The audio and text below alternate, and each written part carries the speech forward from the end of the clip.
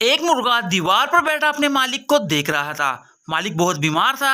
मालिक की बीवी उसके पास आई और बोली, आपको तो बहुत तेज बुखार है, मैं आपके लिए चिकन सूप बनाती हूँ। और ये कहकर इसने मुर्गे की तरफ देखा। मुर्गा घबरा कर बोला, एक बारी पैनाडाल दे के देख लो।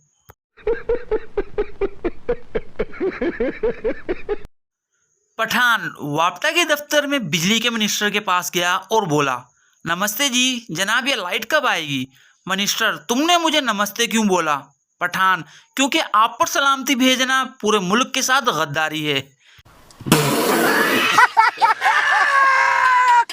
अपना बच्चा रोए तो दिल में दर्द होता है और दूसरे का रोए तो सर में।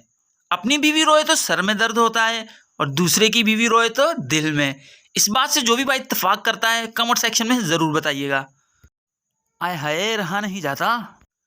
मौलवी साहब ने देखा बिरयानी में बड़ा सा लेग पीस दूसरी तरफ है, तो थाल घुमाकर अपनी तरफ कर लिया।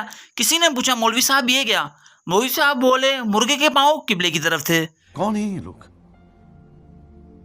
कहां से आते हैं? एक लड़का और एक लड़की इंटरनेट पर चैटिंग कर रहे थे। लड़की, एक बात पूछूं?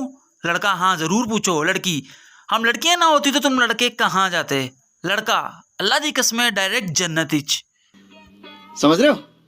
समझ रहे हो आप? समझ रहे हो ना? शरारती लड़का, हेलो फ्रिज है? आदमी, हाँ है, आप कौन? लड़का, फ्रिज चल रहा है? आदमी, हाँ चल रहा है। लड़का, तो फिर पकड़ लो वरना भाग जाएगा। बड़ा हरामी हो बेटा। शादीशुदा दोस्तों के लिए एक खूबसूरत बात, बीवी अगर गुस्सा करने लगे तो उसको सिर्फ इतना कह दो, बुढ़ापे में तो गुस्सा आ ही जाता है, आइंदा गुस्सा करने से पहले वो एक बार सोचेगी ज़रूर।